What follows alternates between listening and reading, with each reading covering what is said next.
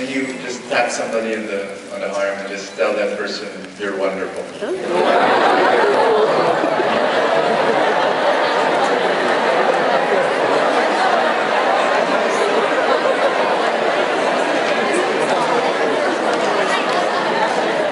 Around 5 or 6 years ago, I met Joe, and you know how I met him? I was on the plane and I was bumped up to business class, and there he was beside me. I didn't know who he was, but he told me, "Are you Bo Sanchez?" And I said, "Yes." And he said, "Oh, I read some of your books. In fact, I love this book, Simplify and Create Abundance, and it talks about the finances, and you said something wonderful there." And I said, thank you so much. What's your name?" He said, "Joanne." "Oh, okay." And then he said, "Can I teach you some more?" And I said, "Sure." So he got this piece of paper and then he drew an X in the middle.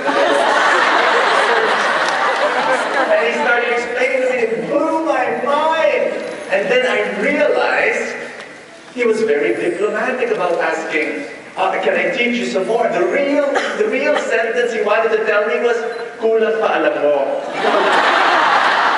He didn't say that. He was very respectful. But since that time, I've been going to him, I've been listening to him, I've been asking him for help. He's a great financial mentor. Let's just thank Joanne and Noel, of course. They changed also my life in a wonderful way. I've joined IMG, I'm one of you, and really been greatly supportive of this mission. You know, many years ago, I would never have been here on this stage. I would never have joined you, never have supported you, because I always thought that money was bad. I've been a missionary since I was, I started preaching when I was 13 years old. Would you believe that? I'm now 23, so it's been...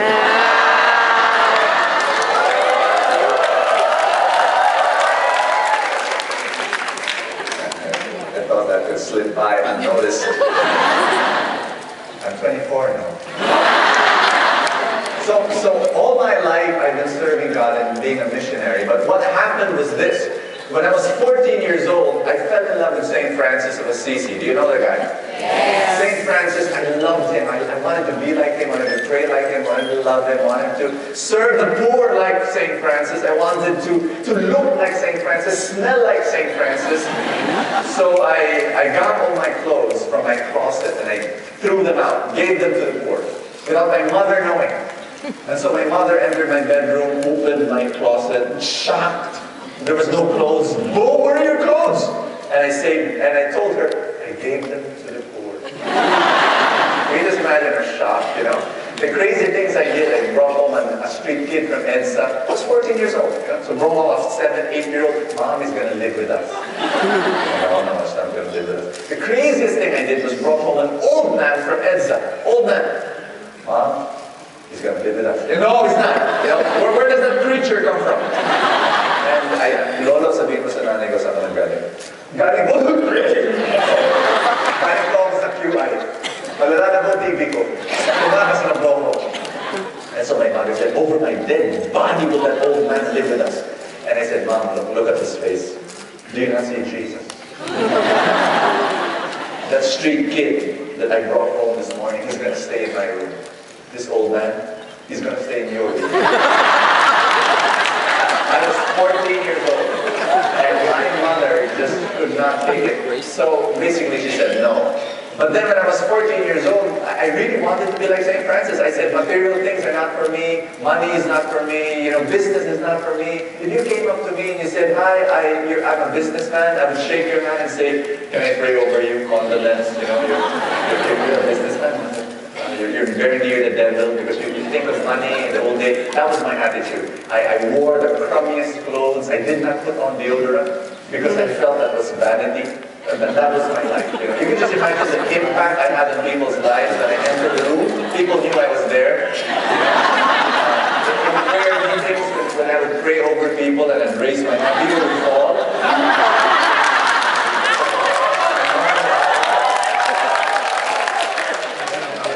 But my goal, my whole ambition in life was that when I grew old, I was thinking to myself, I'd sleep in the sidewalk. and have newspapers as my bed and my blanket. That was my ambition, would you believe? When I retire, that's me. I'm going to be St. Francis. I'm going to love the Lord. But things changed. Things changed totally in my life. Two things changed me.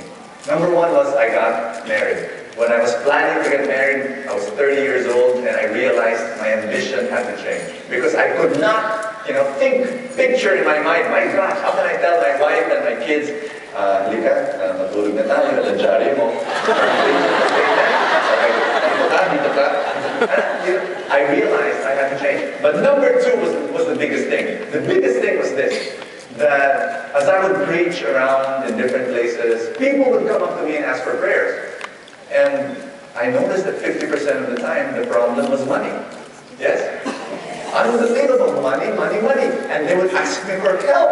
And what could I do? I could pray for them. Brother Bo, please pray for me. And Brother Bo, kailangan ko ng negosyo. Brother Bo, kailangan ko ng bagong trabaho. Kailangan ko ng malaking sweldo. I could not give to them. I could not teach them because I did not want anything to do with money, so I did not know. And what was the most difficult thing was people asking for help. And ministries asking for help. Brother Bo, kailangan natin ng bagong piano. Brother Bo, kailangan natin ng bagong center. Brother Bo, kailangan natin ng audiovisual. Brother, kailangan natin, we need money. We didn't have money because I didn't want money. And that was very difficult. I remember one of the turning points of my life was in one prayer meeting, this woman came up to me with her daughter, and she said, Brother Bo, can you pray for me? Because tuition fees, I don't have, tomorrow's the deadline. So I said, yes, let me pray for you. And then out of curiosity, I asked her, how much do you need? And her answer blew my mind. She said, 700 pesos. What? And she said, monthly naman kaya ko, Brother Mo, monthly installment, yun lang. I was still single during that time. And when I heard 700 pesos, my gosh, you know what I really wanted to do at that point? Ask me what? I wanted to pull out my wallet and say, 700 pesos lang pala, pray over pa tayo. I wanted to do that. I could not. Ask me why. I had 20 pesos in my hand. That was all my money. And I was happy. I was a happy missionary for 20 plus years before I changed and became a millionaire missionary.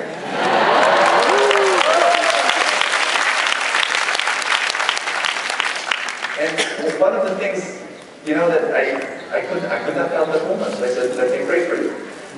So I prayed over her. And she was very thankful after that. She gave me a hug, she said, thank you so much.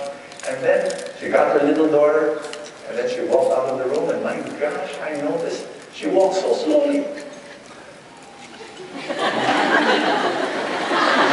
You know why she walked so slowly? Ask me why. Why? You know. She was waiting for someone to hand her something because she just told you-know-who how much she needed. How could I? She was there walking so slowly out the door. How could I run after her and say, Sister, 20 pesos, 680 na lang. Finally, when she stepped out through the door, I sat down. And I just had this aha moment. I had a prayer that leapt from my heart for the very first time. For the very first time, a prayer came up.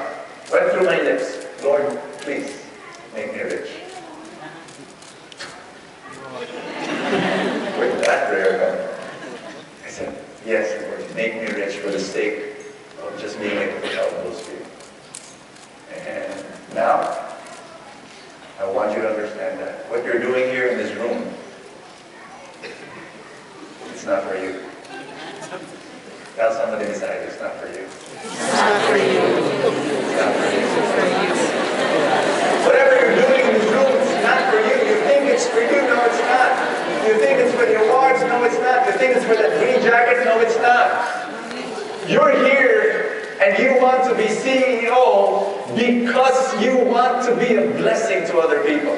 Yeah.